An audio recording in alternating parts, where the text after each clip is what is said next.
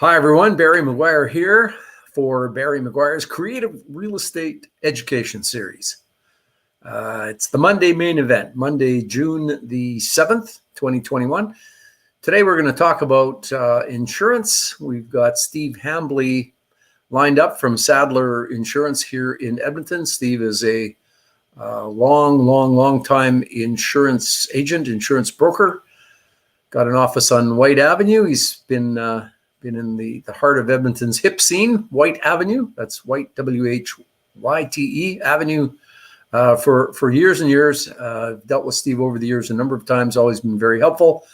So he has been invited, and we're hoping he will be appearing shortly. But until then, we're going to have a kind of a general discussion about insurance as it relates to property and to creative real estate in particular. Joining today, we've got Neil Taniguchi. Neil has worked directly with Steve over the years. I think that Steve might handle all or mostly all of Neil's insurance matters. So we've asked Neil to come on, and he's kindly agreed to do that to join the discussion. And there's Steve. Hey, Steve. Hi. Thanks for joining in. We were just giving a general introduction of what we're going to do today, which is chat about things insurance. Neil, there you are. We thought we'd have Neil pop on here since he's, of course, dealt with you a number of times, lots of times over the years. So, Steve, why don't we start out with? I've just said that you've been in the insurance business with Sadler for a long time. I think you might own that company. Tell us a little bit about you and how long you've been in the business, and just some of your background, so people know from whence you speak.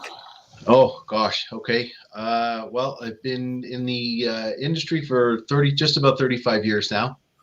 My background, it started in commercial underwriting. And I held various roles in commercial underwriting and mid-management with, it was a large multinational insurer.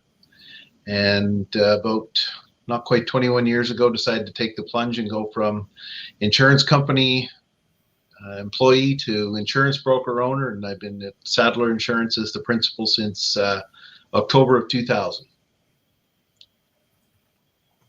All right. Well, I guess you've got the kind of experience we're looking to hear from. That's a great background for insurance.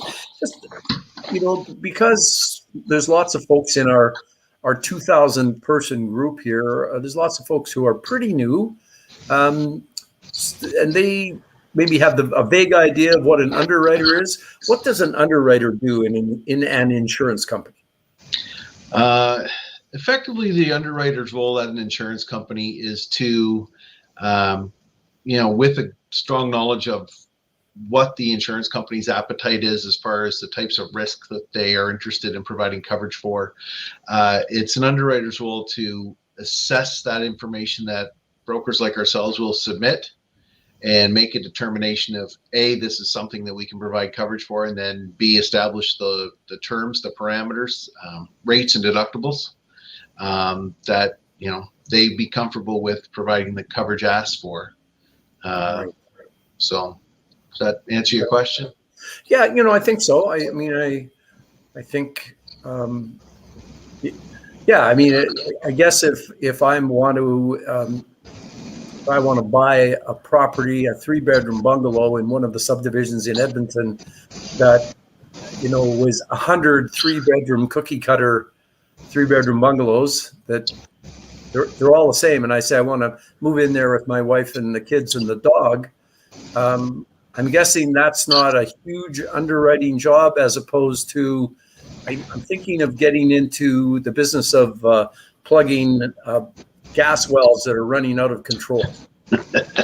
Yeah, very true. Very true. There's no shortage of the sorts of things that you can encounter in this industry. I think there's a fair stereotype that insurance may seem from the outside looking in quite boring. It's anything but. It's anything but. I've come across some incredibly interesting things in my time. been able to put some coverage in place that, frankly, if I was being told what somebody was looking to get coverage on, I probably wouldn't have wagered that I was able to get it done, but we were able to put coverage in place for some pretty unique things for people. But, if I may, and it's, I guess, tooting the horn of the insurance industry, really nothing takes place without coverage being in place. If you think about it, we can't drive to work every day. Buildings don't get built. Investors, need it to have their properties, but virtually anything that you can look at, anything you can do for entertainment, all of these things, there has to be insurance coverage in place for a multitude of different risks. Yeah, I mean, to sum up, you can't really do anything without being insured, and that comes to mind the note in the paper that the Trans Mountain Pipeline, their current insurers have given them notice that they're not going to renew coverage. So that's a way that folks who aren't real happy with the Trans Mountain, I guess, have decided to try and poke at it and go, well, if we can get their insurers to not insure them, since everything needs insurance, maybe that's what will stop that pipeline. So that's been an ongoing issue for when I say the industry, I'm talking more on a global scale. Yeah, but it's certainly been something that's been percolating in the insurance industry on a global level for actually quite a while now. Disconcerting, actually. I understand, like a lot of us do, the need to get away from those, but it's not as simple as flipping a switch to get away from the fossil fuel piece. So having said that, it's important that they be able to continue to be able to operate. I'm not saying necessarily new pipelines, but this same sort of mindset is in existence around long-time existing operations in that sector, in the oil and gas sector. And on a global level, there's been, an increasing number of the players that insure those operations taking the same position. It could reach a very significant tipping point where all of a sudden, what are their options? Yes. We're still reliant. We are. It's 100 million barrels per day. Yeah. Plus, I think it's going to 102, 103, 105 million barrels a day, even with all the things we're doing to not use as much fossil fuel. It's still going to be like that. I think they say around the next 10 years before we start tapering off in the face of new and of course welcome power sources. But exactly. So that's a bit of a rabbit hole we just went down, and probably my investors are going, "What are you guys talking about? Why don't we let's get on to what's important to us here." But sure. But I mean, that is important on the macro level. So I've heard a number of pundits and commentators say that we are in what they call the hard phase of the insurance cycle. So is insurance and how it's provided and the cost of it cyclical? And are we in a hard market right now? And if so, what does that mean? Yes, we absolutely are. And to your question, the industry is very, very cyclical in that way. Once upon a time, the stability of those cycles was very consistent. You could track the cycles of the market in insurance to the financial markets, and the consistency of those two graphs, if you will, following each other, that really ceased to exist probably around 2000. Now, having said that, to get to where we are today, we actually were entering into a hard market in the insurance industry in the last quarter of 2019. The messages were getting louder and louder from all of the players, the insurers. When I say that, underwriting has got to tighten up. We've got to, really look long and hard at our appetite. What was happening on a very large level is capacity to provide coverage, again, on a global level, was being pulled back. It took a bit of a hiatus, of course. We all know what happened in March of 2020, and the whole position on hard market underwriting, as I said, it it touched pause, I guess is the best way to put it, for probably about 3 months until the insurers grappled with how do they contend now with COVID and all their staffing having to work remotely and so on. But once they got those solutions in place, we saw the return to the hard market and the underwriting probably by June, July, and we're very much entrenched in that in 2021. And I personally don't see that is going to ease off for the balance of this calendar year. And there's already rumbles, different insurance articles I've read that industry experts, North America wide, globally, some of them feel that the hard market could continue into 2022. I personally don't like to look that far into the crystal ball. So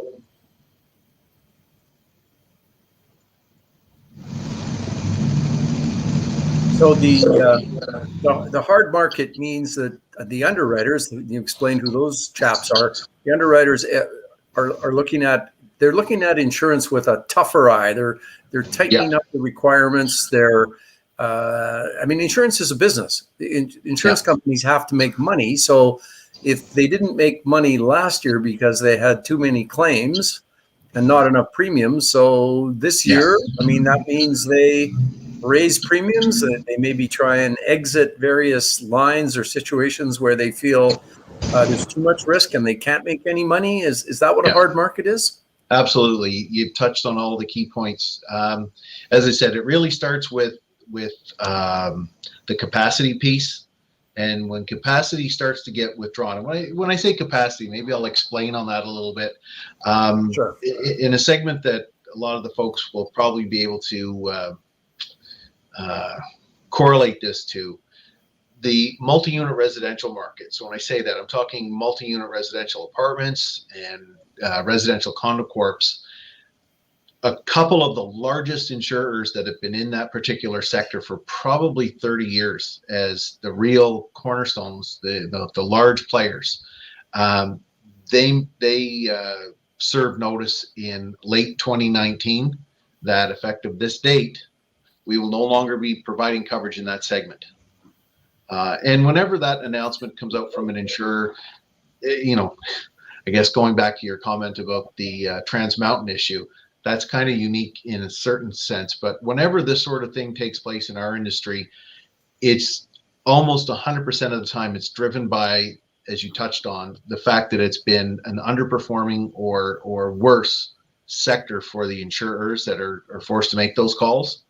And unfortunately, when you've got a sector that hasn't made money consistently from an underwriting point of view for many, many years, and all of a sudden one or two large players say, we're not going to continue on, their alternative would be, we're going to increase our rates, tighten our deductible, tighten our underwriting, and so on. They chose not to do any of that. They've probably already traveled that road. When they say we're out, the reality is there aren't any other insurers that are standing up the side of the room, so to speak, saying, oh, maybe we'll take a shot at that. They're all looking at the same picture saying, if these players that have been in that sector for a very long time haven't been able to garner any success, we're not very anxious to go in and try that on ourselves.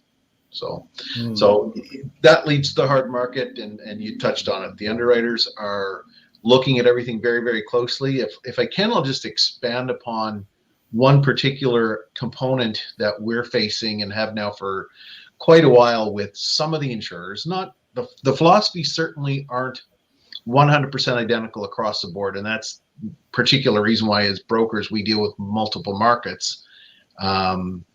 Just because company A and company B don't want to do something, it doesn't mean there aren't other options out there for us. It just means there's fewer options out there for us.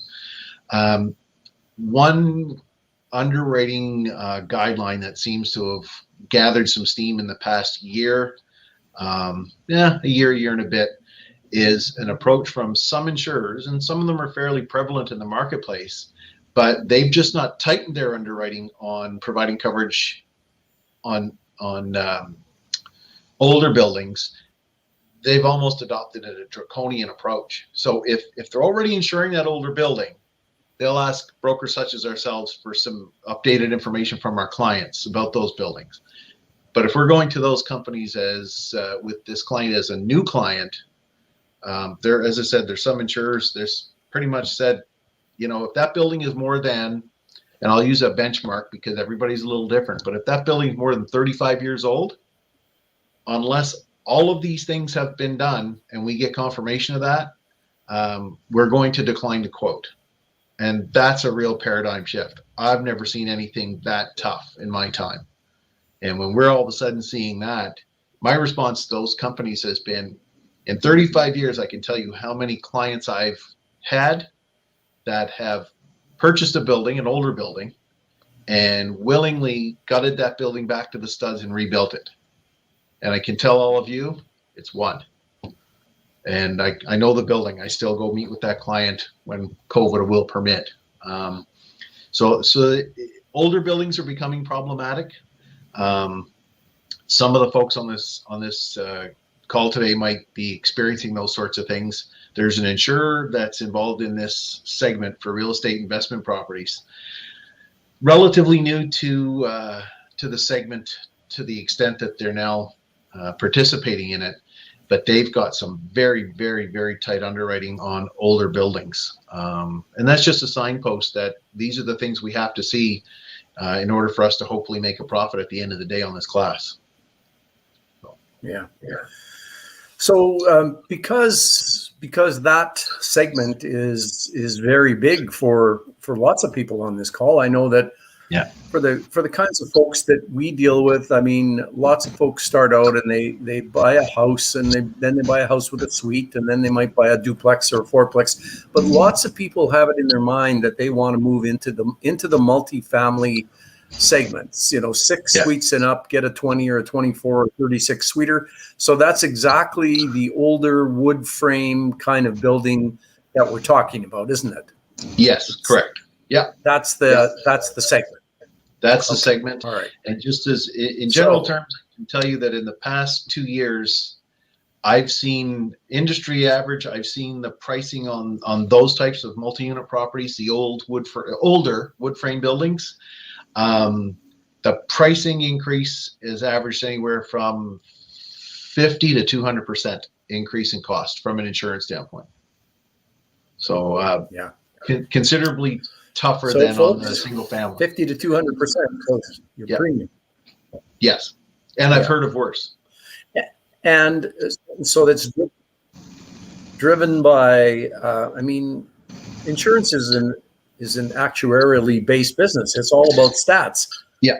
I think it is. You tell me it's the experience we're facing. We've got a whole bunch of things to analyze. If a segment is not making money, we know that. And so we got to deal with it. If premiums have to go up 50 to 200% in order for us to make a profit, then that's what they have to do.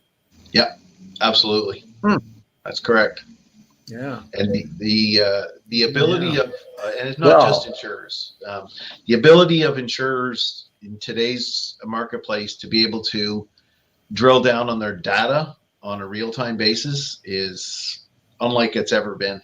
The old days when I got into this industry, you pretty much had to wait till the annual results were in as an insurer and then pour over those. So you'd be able to get a good feel by February and March how you performed in the preceding year on all of the classes of business you were in.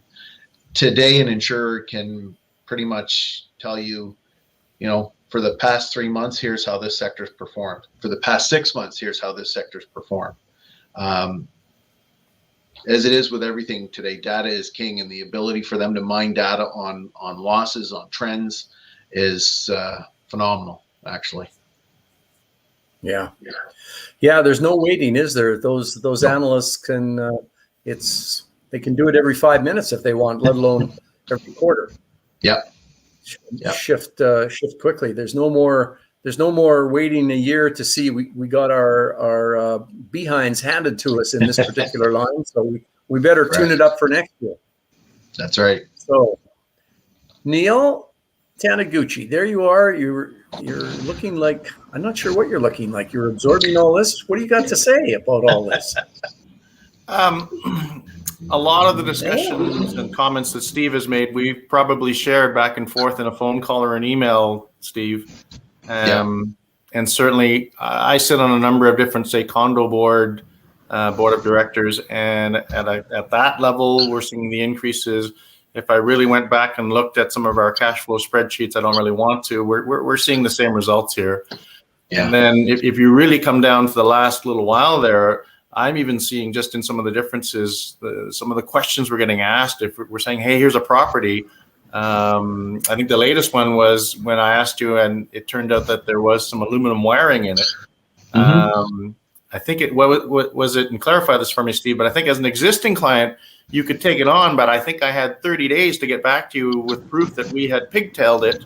Correct. And you tell me as to how long ago it would have just been noted as with aluminum wiring, and that would have affected the rating, as opposed to having a flat out decline of coverage type of thing. So certainly, the changes in the industry, it's kind of like everything in the industry. The change is constant, but it seems to be even more rapid these days. Oh, very much so. Very much so. It's challenging to stay on top of it, actually. So just thinking what this means for our investors and for people generally, it seems to me that when we have these changes, when we move from a softer market to a harder market, the insurance companies take a stance and they tell us what's going on, and premiums go up, as you said, 50 to 200%. As investors, we have to now work those new numbers into our numbers, and sooner or later we're going to have to pass those costs along to our tenants. But I'm guessing there's a lag now, Neil. I mean, I just had a number of premium rises, and I'm going, okay, can I pass this along to my tenants? And I'm maybe not this round, but I pretty much have to do it next round, or I'm negative cash flow. And so again, costs that's are an going to go interesting up across the board. Yeah, and an interesting comment on that, Barry, is that here in Alberta, we are fortunate in that we are allowed, the legislation allows us to give a tenant an increase once every calendar year that has no dollar value limit attached to it. Quite frankly, the market may not dictate that you can increase rents by the amount equivalent to, let alone close to, what your cost increases are. So cash flow gets affected. And you're right, there has to be, in doing a property analysis, it's all about, we used to say, stress test your properties, folks. What happens if your rent drops by $100 or $200, or your vacancy rate goes up, or your mortgage rate goes up? It probably now includes a stress test that says if your insurance costs are going to increase, that can have a factor in your cash flow. And starting and finishing on the Alberta comment is, woe be it if your property is in Ontario or British Columbia, where the amount of increase that you can have is legislated and effectively non-existent, quite frankly, right now, for a lot of those landlords there. There are workarounds, from what I understand. We don't own any properties there, but again, we're kind of lucky here that we can at least attempt to recover it. And also, there's an underlying market. At least here I'm in Airdrie, just north of Calgary. And I know Calgary is experiencing, and Airdrie is experiencing, there's probably been a 10-15% bump in rental rates here in the last 3 to 6 months, because there's a bunch of landlords who are accidental landlords right now who are going, oh my gosh, I can get out, and they're selling. So we're fortunate that we have some cost recovery going on from our perspective. But it's part of that unpredictability. Well, let's just chat about that, the cross Canada aspect of this. Steve, in our group here, we have folks from all over Canada who belong to the group, and so for the comments you've been making, do those apply across the country? Yes. Yeah. Would you say? Okay. I think it would be fair to say. I mean, our brokerage is licensed just in Alberta, but I have colleagues across the country, and I was on a conference call all day Tuesday last week, and the brokers on that call were from Ontario to BC and up north, and it's consistent right across the country. I've chatted with colleagues of mine in Atlantic Canada, and the message is exactly the same. It's everything's plugged into that same data network, and insurance is a big global industry, so it's not surprising to hear that the same issues and standards are affecting everyone across the country. So folks, if you're not in Alberta and you have limited ability to raise rent, something you can do is you can make sure you belong to landlord associations. You can make your views known, because as much as we landlords aren't allowed to gouge our tenants, which is why all that tenant protective legislation is in effect, is because we're so mean and nasty and unfair to our tenants. You're going to have to make your views known, because if your premium costs are up 100%, if you're paying $3,000 for a duplex and now it's $6,000, I mean, you've got to try and pass that on. So don't sit on your hands. Figure out how you can apply some pressure where you live, or you'll be eating those costs and you won't be a happy person. Question here. Don Serdar says most leases for tenants require them to have tenant insurance. They often get the insurance, show proof, and cancel. Is there a way to have ongoing proof they have maintained their insurance? Is it possible for the landlord to get their tenant insurance and have them pay it with the rent? That's a really good question, Don. I've experienced that myself. Steve, once we make our tenants get insurance when they start out, how can we make sure they continue to be insured? This is a topic that actually comes up fairly often between brokers and underwriters and insurers. Unfortunately, I'm still not aware of a mechanism with tenant insurance, unlike mechanisms that exist in commercial insurance policies, whereby there's any protection for the landlord, or for the landlord in that case that Don's outlined, where the tenant gets tenant insurance, here's proof of my policy, and they can turn around and go right back to where they purchased the policy from a few days later and cancel it. There's no mechanism to prevent that. It's something that we've talked to insurers about.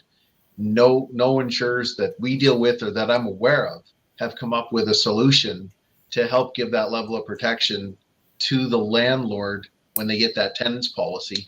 I'd love to see that. I would absolutely love to see that, because one of the risk management pieces that underwriters will love to give us, and rightfully so, is recommendation to the landlord, and whether they're a residential real estate property owner, a commercial strip plaza owner, it doesn't matter. Make sure all of your tenants have insurance, because you can pass along the risk, and if the tenant's responsible, at the end of the day, the building owner insurer can recover what they've had to expend on a loss from that tenant's insurance policy. If there was a mechanism in place for residential tenant packages that way, it would be a very, very welcome change. But so far, there's nothing along that line. Steve, maybe a question to follow up on that one. We've discussed it, probably not you and I, but landlords and others have discussed it with. It says, can we, as a landlord, create a form that the tenant signs that says, "Dear insurance company, I, Joe Smith, hereby authorize Neil Taniguchi of Peak Housing Solutions Limited to speak to you with regards to coverage, tenant policy coverage," so that there's it doesn't give me any safety net, like you're talking about, that if they cancel it, that I'm still hanging in the breeze, but at least I know I'm hanging in the breeze, and I can go to them and say, this is a breach of lease. Would an insurance company honor that sort of signed form?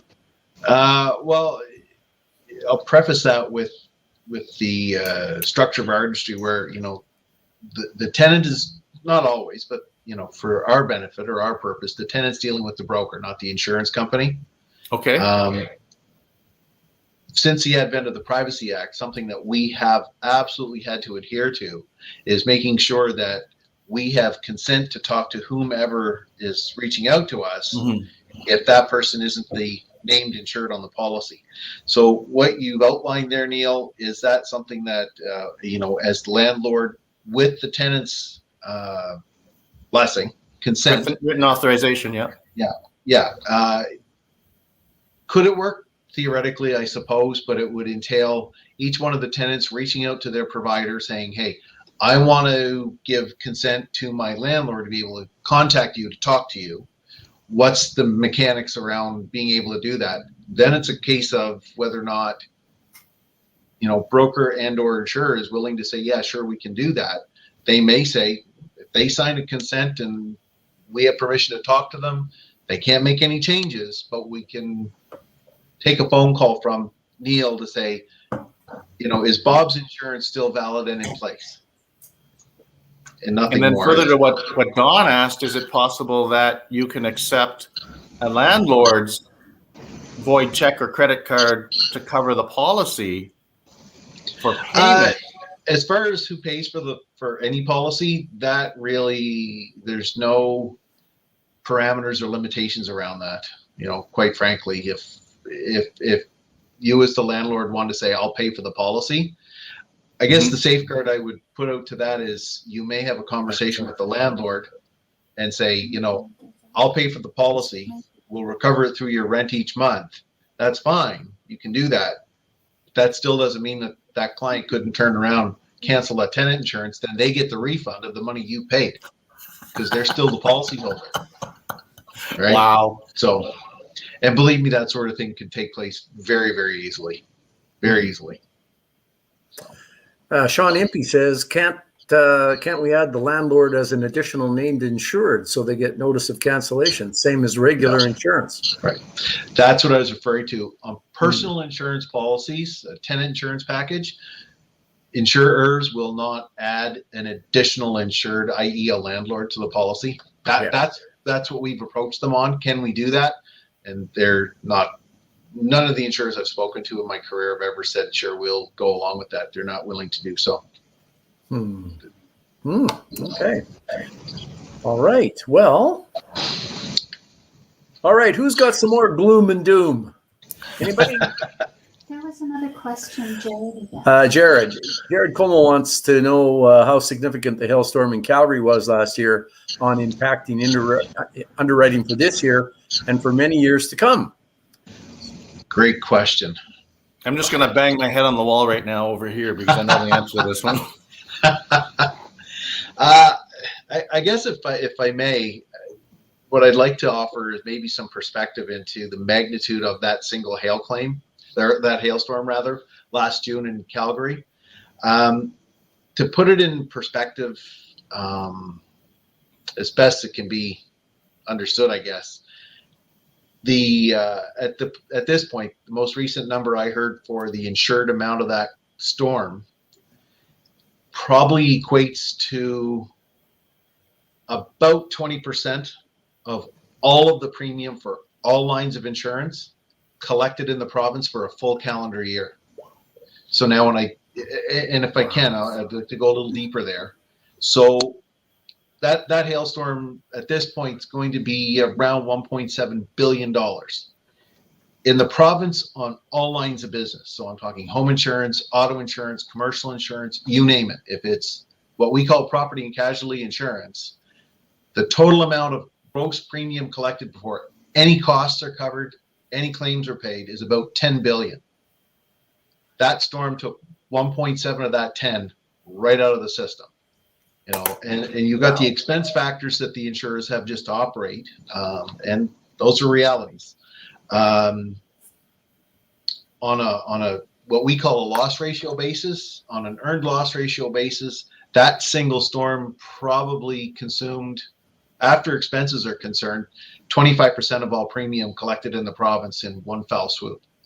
And as I say to my own clients, please keep in mind, the days before, the day of, and all the days that followed that hailstorm, claims kept happening all across the province. And actually, it wasn't the only significantly large event we had last year. We also had flooding in Fort McMurray that was extremely large. Yeah. So when we have big events like that, Sorry, I was just going to say, to answer the question, I guess, for Jared, does it impact underwriting? Definitely. Absolutely. And what clients are already seeing, and again, I'm based in Edmonton, so I'm not dealing with, a large customer base of Calgary and Southern Alberta clients, but talking to my colleagues in Calgary, they're saying, the insurers are now saying either you don't get hail, we'll quote you, and if you want hail, we'll find out what the cost to add hail coverage is. And if you do have hail, your deductibles are going to be anywhere between $2,500 and $10,000 or more. So impact wise, very, very significant. Yeah. And I guess with climate change, if climate change continues and we continue having these large adverse events, I mean, this is all going in the same direction, isn't it? So yeah. Sometimes people say, climate change doesn't affect me, but if you're alive and doing anything, you need insurance. So yes, climate change is affecting you. Yeah. Yeah. And the first hailstorm went through here on the weekend, by the way. It was small. Although I hear south of town, it might have been a little more significant, but I don't know if it did damage or not. But certainly there's it. Welcome to the season, which seems longer every year too. Yeah, in the chute. All right. Well, now that we've had the big old macro picture, let me look here. See, there's another couple of questions. Then I wanted to get on to some creative questions. What does Mike McDevitt had to say? Oh, Mike, you've been in the dentist chair. Well, I hope everything is all right. Can Steve describe the difference between guaranteed replacement costs and just replacement cost? Yes. Yeah, absolutely. Guaranteed replacement costs is actually, for investment properties, it's now become almost impossible to obtain. There was a period of time where it was obtainable and we were actually able to provide it to clients of ours. But how the two work and what the differences are these. And I'll start with replacement costs first. So if you've got a policy on a property and it's on a replacement cost basis, in the event of, and it doesn't have to be a total loss, but I'll use a total loss as an example because really that's only where the only time guaranteed replacement cost comes in. If you have replacement cost coverage and the property is totally destroyed by a peril, let's say fire, the limit on the policy, if it's $500,000, that is the most that the insurance company is going to spend to rebuild that property to hopefully put you back to where you were before the loss. With guaranteed replacement cost, in the event of a total loss, and the limit on the policy says 500, if at the time of the claim, and right now is a perfect opportunity to describe this example because of what's gone on in materials costs, particularly lumber of late. If at the time of the claim, it's $550,000 to rebuild that house, that's what the insurer is going to do. They're going to spend that $550,000. So at the end of the day, it's a higher degree of protection for the policyholder. Now, having said that, it's really key that anybody look at their home policy, for example, and see guaranteed replacement costs. That's great. You always want to make sure that's on your principal residence policy. But as I always try to tell people, don't just look at what we call the declaration page that shows the limit of insurance and how much that premium is this year. Have a scan through the wording that comes with the policy. If it doesn't come with the policy, reach out to the broker and ask for a copy of it. Like anything in the policy, there's conditions around guaranteed replacement cost. And if you have a total loss on a house, one of the things that an adjuster is going to do in their own due diligence is they're going to make sure that you have adhered to the requirements to maintain guaranteed replacement cost preceding that event happening. And touch wood, I haven't had it myself, but I know that there's been instances out there where conditions weren't met. Really and I say that, I want to be clear on that. I don't want to seem clandestine. The significant condition to maintain guaranteed replacement cost on an insurance policy, if it shows on the policy, is, and I'm paraphrasing, but if at any time during the policy term, you as the owner of the property do any form of renovations or have renovations done that exceed, and every policy is a bit different in this way, but typically the threshold is $10,000. So if you did a reno and you spent $20,000 on that new kitchen that you wanted to do, it's crucial that you let your insurer know so that if any adjustments are required to that limit, they're made. If you do those renos and say spend $25,000 and don't advise the insurer, you are giving rise to the potential for the claim wouldn't be declined or denied, but the guaranteed replacement cost provision could be taken off the table. And I know that has happened with claims in my conversations with claims people. I'm pointing to Barry right now, Steve, because this may be a precedent that Barry just wrote a note down on one of these things, and I suspect it may have to do with what you just said. We had this conversation, you and I. I'm pointing the wrong way. Steve and I have had this conversation because, yeah, we've done some renovations, and you said, so yes. Yeah. Great tip, folks, if you're doing that sort of thing. And in the meantime, I was sending a text or an email to some guy named Steve going, wait, did I lose guaranteed replacement cost? But that's offline. And again, I don't want to go down rabbit holes for everybody, but to give you inside points of view, if not that I don't think any of them would participate in these types of platforms, but if senior officials with insurance companies were to participate in these types of platforms and they would respond to the question around guaranteed replacement cost, I think it's fair to say that most insurers would prefer to see guaranteed replacement costs go away completely. And where that comes from, to be frank, the pressure to do something of that significance, which would be absolutely significant on principal residence insurance, that, like most of the things that we contend with in our industry, would be driven by the reinsurers that effectively insure the insurance companies. That's something a lot of folks probably aren't aware of.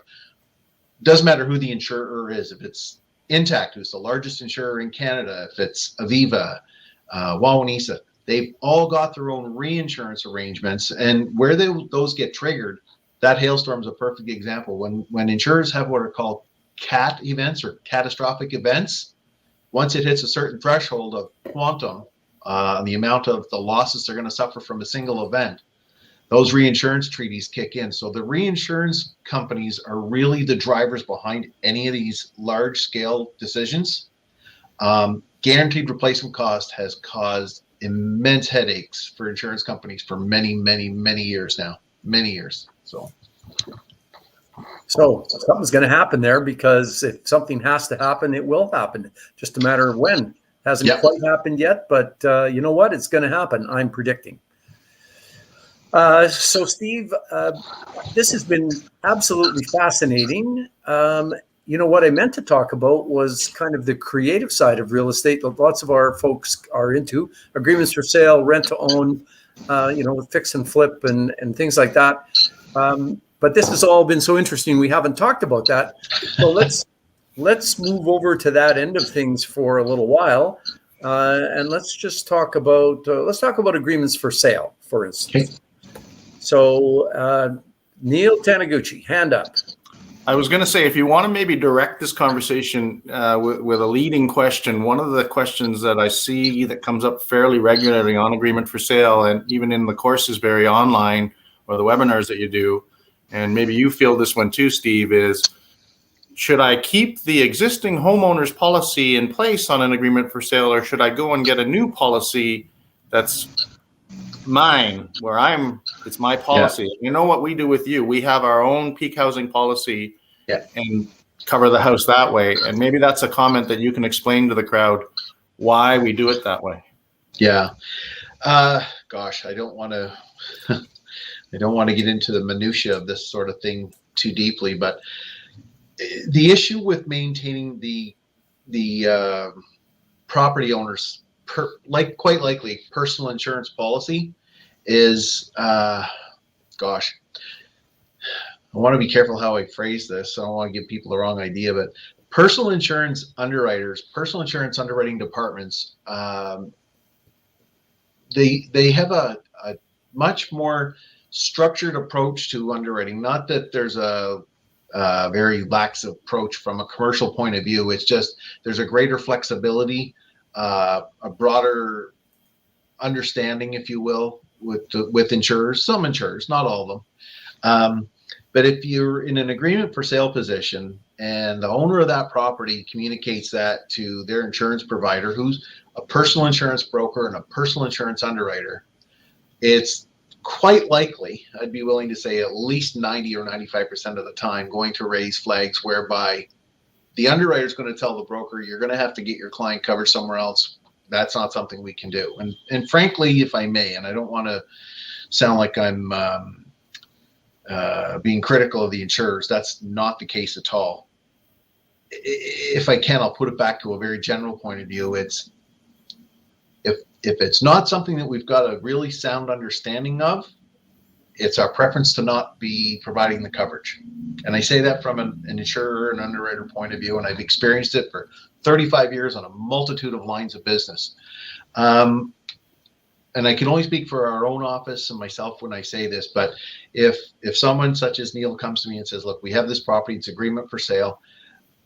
I've sounded these things out and had detailed conversations with both the client on my end who's entering into that agreement for sale. Take Neil as an example with Peak Housing. But I've also had that discussion then with the underwriting manager and actually his manager to say, listen, this is a very structured financial arrangement. There's details or contracts are in place. It spells out how this process works, who's responsible for what, who's on title. And what we have found, as long as everybody that's involved, all the stakeholders, including the claims people, are aware of what the mechanics are of the situation, what we have found is we are able to provide coverage for that individual or firm, Peak Housing, for example, who's entering into the AFS agreement, and we can put coverage in place for them. But we also, on the policy, recognize the ownership of that party who's still on title for the property until such time as they're no longer on title and party to the contract. So does that help answer that question? I believe so. Yeah, it's a version of what you've said, and to try and relate that to other people. To hear it from you is always a little easier. And I'll add, if it's okay, I'll append that a little bit to say that the other thing that I suggest to a lot of people is the coverages that you see in just rental properties in general may differ from the coverage you see on residential. So a policy that's more commercial in nature can have things like, and we always say this, if you're going to go get a rental property, regardless of if it's created or not, do you have coverage for loss of income? Do you have coverage for water and sewer backup and some of the other things that we've talked about? Malicious tenant vandalism and damage. Some of those policies that don't exist on a typical homeowner policy, even if they phone and they say, hey, I'm now going to rent this out, and they just add what's the word I'm looking for? An endorsement to the homeowner policy.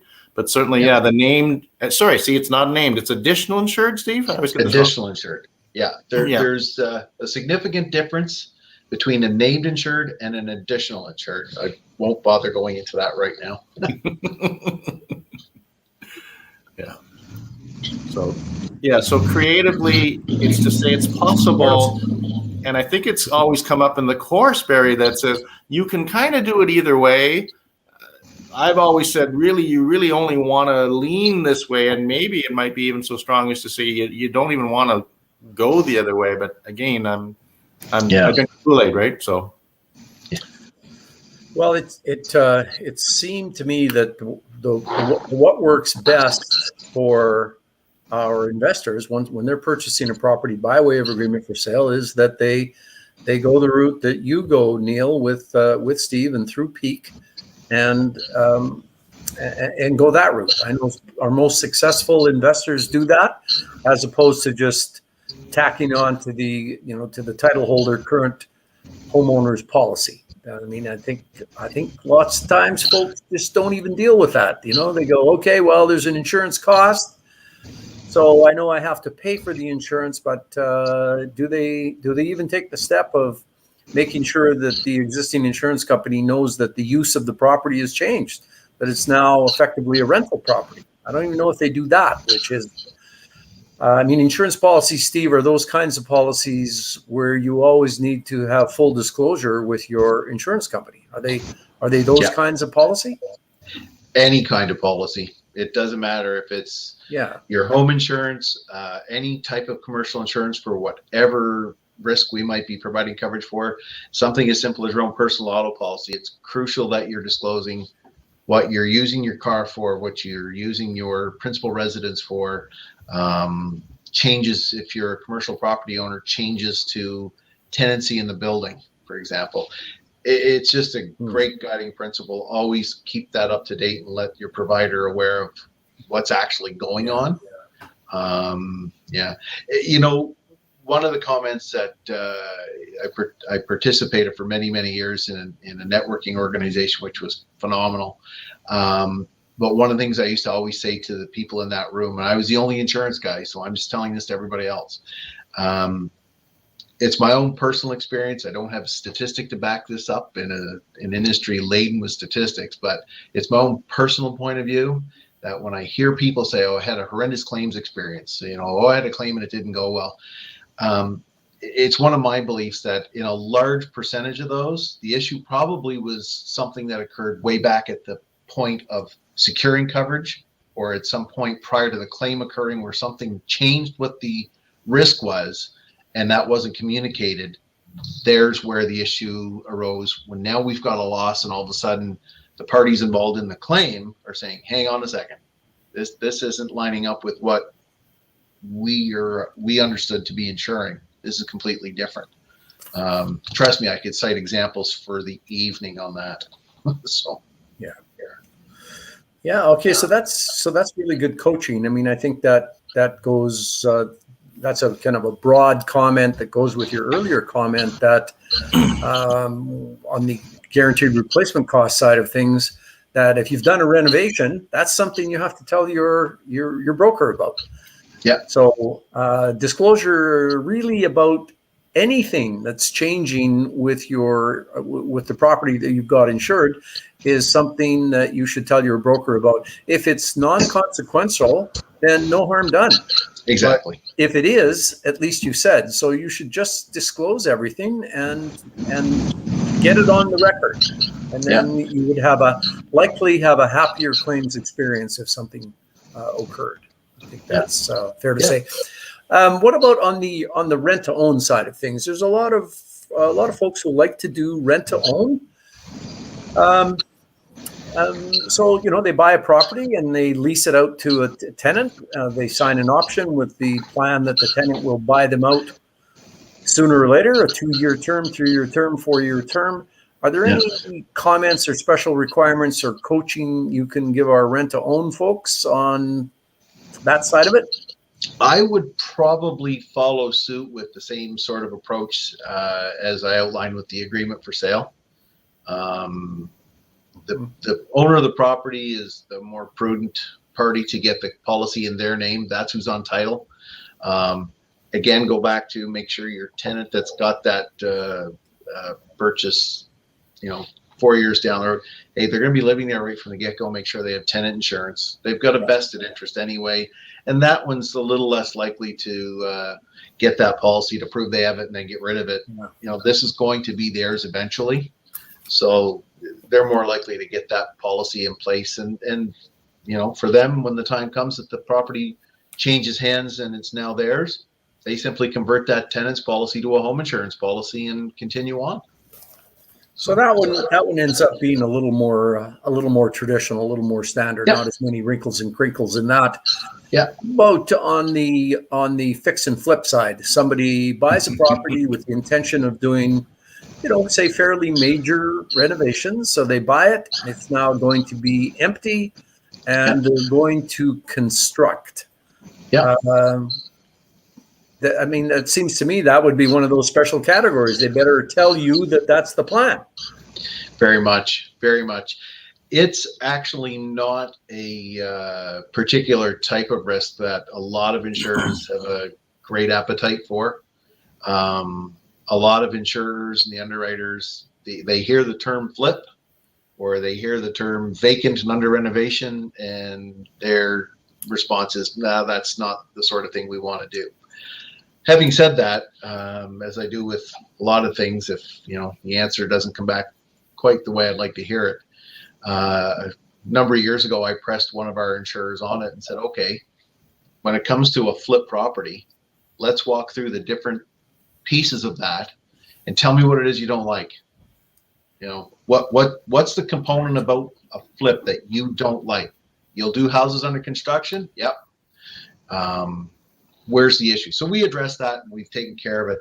The key thing, as you touched on, is to disclose that that's what it's going to be. A lot of folks will adopt the approach that it's not a vacant property because myself or my trades guys are going to be in there working. that's great. And that's valid, but it's the end of the day, it's still considered a vacant property because by definition, if someone's not living there, it's vacant. Whether it's being occupied every day with tradespeople, it's still a vacant property. Key pieces, the very obvious ones, get proper limit of insurance. Real key, and Neil will probably nod his head for this one. If you're looking to secure coverage for that type of a project, one of the things I always implore upon the client is give me as much detail of what you're going to do and how long you intend that to take.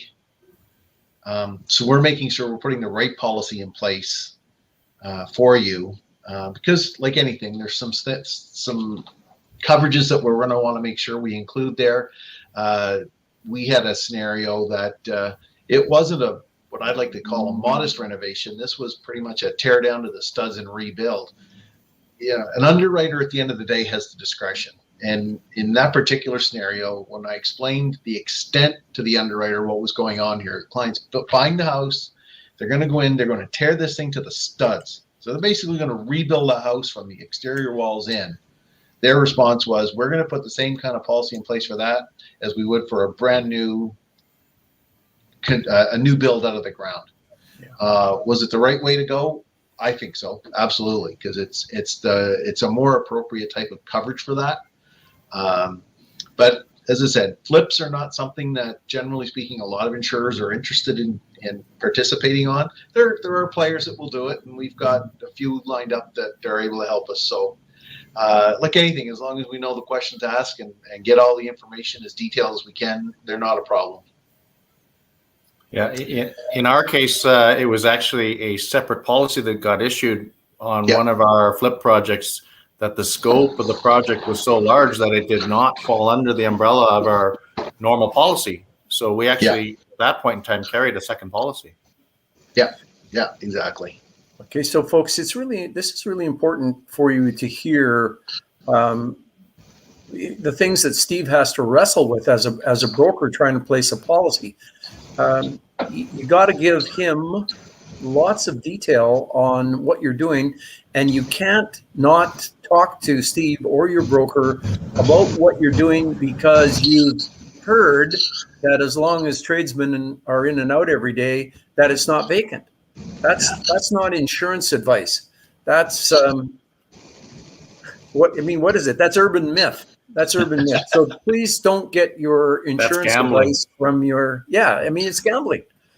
You get your insurance advice from your broker, and I hope you've heard as we've talked today that when Steve doesn't get the kind of answer he needs for his client, he doesn't just go, "Oh well, I guess I could ask other companies, but they'll probably give me the same answer. So, what's the point of making the call?"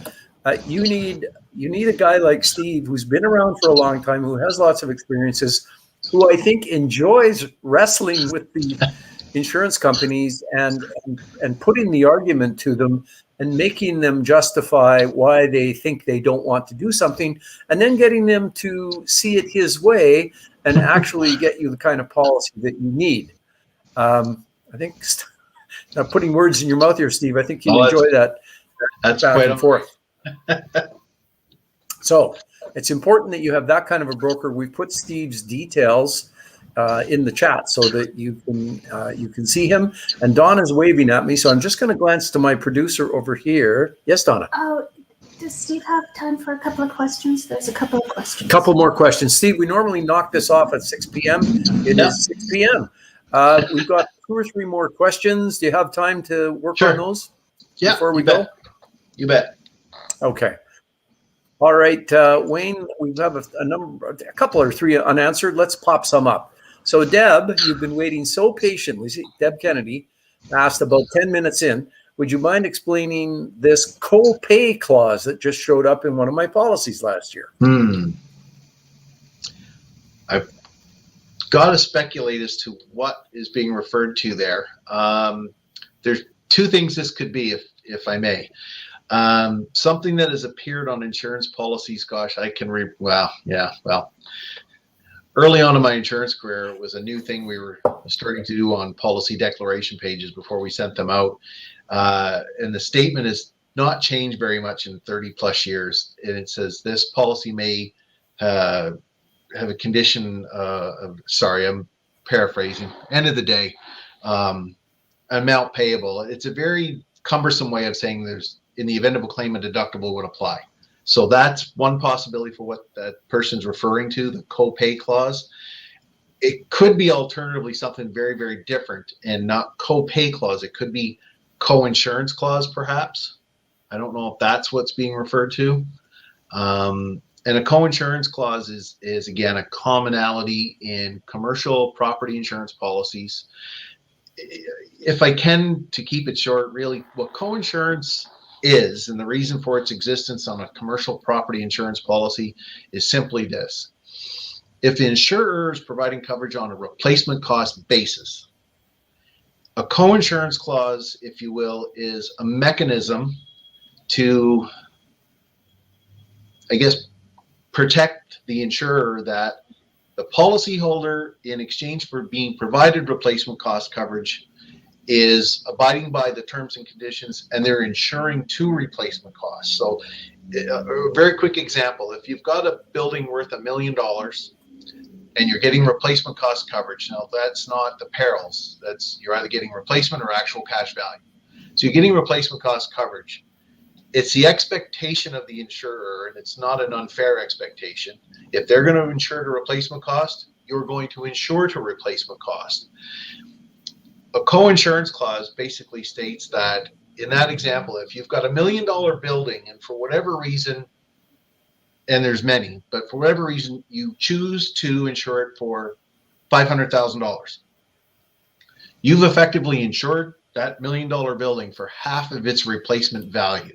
So factoring out the 90% part of the co-insurance clause, I can explain that, but in the event of any kind of claim, it would be within the insurance adjuster's parameters, within their rights. If they're attending a site for any claim, it could be $100,000 water claim, but they're there and they're looking at this and they're looking at the document and they're thinking, the limit of insurance on this building just doesn't make sense. They've got $500,000 and I'm looking at this building. This is a lot more than a $500,000 building.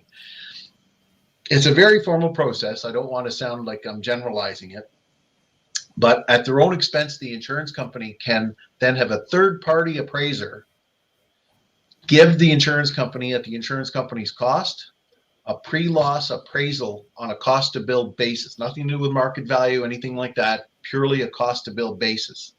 If they get that back and it supports that this building should have been insured to $1 million, in short, and I'm sorry if I've strayed off for folks, but you've got $500,000 worth of insurance. You should have $1 million worth of insurance. Now you've suffered a claim for $100,000. Again, I'm simplifying this greatly, but effectively you're going to get the amount of coverage you had divided by the amount of coverage you should have carried times the amount of the claim less your deductible. So you might have a $500,000 limit and a $100,000 loss, but if you only insured to 50% of the building's replacement value, you're going to get 50% of the claim less your deductible. So I'm not sure if the question is co-pay refers to co-insurance or if it's referring to the deductible and the cumbersome way a deductible is outlined in the policy. So hope that helps. I bet you by the same token, Steve, that if Deb sent you that policy, you would explain to her what's in there. Yes, absolutely. Yeah. Sahil says, are there still any companies insuring cast iron plumbing properties? That's a good question. Composition of plumbing is a question that underwriters are going to have on just about any property more than 20 years old to start with. And the types of plumbing that cause concerns for insurers are, I would actually put cast iron as probably the lowest level of concern in the types that cause concern. Cast iron, galvanized, Poly B. Poly B. Poly B. The infamous Poly B plumbing. I really can't speak for all insurance carriers. I can speak for our insurance carriers. We've got some that won't provide coverage with a cast iron plumbing. But again, going back to dig deep and find out, if a client gives me the details on a property and says that the plumbing in the house is 90% copper and PVC, 10% cast iron, my question is going to be, that 10% that's cast iron, tell me what that is. Is that a couple of vertical stacks, or is that horizontal plumbing? And the reason I kind of drill down into that is, if it's a couple of vertical stacks and all the rest of the plumbing is the sort of plumbing that an insurance underwriter wants to see, then I'm going to make the argument back to the insurer. A vertical cast iron pipe is not a pipe that's going to cause you a problem and lead to a potential claim, because it's just straight up and down. Gravity is taking care of whatever's in that pipe and away it goes. If it's horizontal, that's a different problem, because cast iron, galvanized, and poly B, for different reasons in different ways, they deteriorate from the inside out. And the problem is, you don't know how bad things are until you've got an issue. That's the problem. So are there players out there that will entertain small percentages of cast iron or galvanized? Yes, there are. Poly B is a whole different kettle of fish, and very tough to get coverage in place for properties with poly B plumbing. So hope that answers the question. All right. And Sahil had one more question. If insured coverage is lower than replacement costs, let's say only 70% of replacement costs, does that mean at the time of claim, the insurance company will pay only 70% of the expense incurred, or to the max of the insured amount? First question I've got to ask to that, it depends on whether or not that's a personal insurance policy or a commercial insurance policy, because they actually would be adjusted differently. Sorry to kind of answer a question with a question. If you have a personal insurance policy and you're only insured to 70% of replacement cost, the company is going to pay, depending upon the extent of the claim, they're going to pay the full damage, or if it's a total loss, they're only going to pay up to the limit shown on the policy. And if that turned out to be 30% deficient to the cost to rebuild the house, unfortunately, you're going to have that deficiency. If you're talking about a commercial property insurance policy, and the reason I bring that up, again, Neil could comment on this perhaps, but quite frequently I hear from folks that say, I need your help because I've been told by my insurance company I'm not allowed to buy any more investment properties. And I've actually had multiple people tell me that that's what their insurance provider said. And I chuckle because I translate that in my head to mean, you're right now you're insured with a personal insurance department that will allow 3 to 4 max. And if I put you with a commercial form, you can have as many as you want. But some of the conditions you're going to see on a commercial policy form, you're not going to see on a personal insurance policy, like a home policy or a rented dwelling insured on a homeowner's policy. Co-insurance on any policies I've looked at, I can't comment for every carrier, but on personal insurance issued policies, they don't typically carry a co-insurance agreement, despite what some underwriters think. I've actually argued with underwriters when they tell me there's a co-insurance issue, and I ask them to read their policy and point out where the co-insurance clause was, because it wasn't in the wording. On a commercial property policy, that 90% co-insurance is there. So if you only had 70% of the replacement value, that co-insurance issue I alluded to and explained earlier would come into play. So I hope that's not too cumbersome an explanation for Sahil. So. Well, all right, Steve, it's been illuminating, to say the least, illuminating to have you on. I think you've given really absorbable explanations of many of the questions that people have. I hope people are going to take your comments to heart and really make sure that they do disclose, that they do read their policy, that they do stay up on what's going on, that they don't shut their eyes to the changing industry, and that they, be realistic about what's going on with insurance in their investing lives and take the action they need to take to be covered, because you can't be passive, can you? No. You really can't. No. So Thank you very much. Thank you very much. We've made sure everybody has your details, and you may get a couple of calls out of this. I hope you do. You'll do your same Sounds great good. job you do whenever I refer anybody, and I know Neil's your biggest fan. So thank you very much for coming on, and hopefully we'll do this again sometime in the future. My pleasure. I would love to.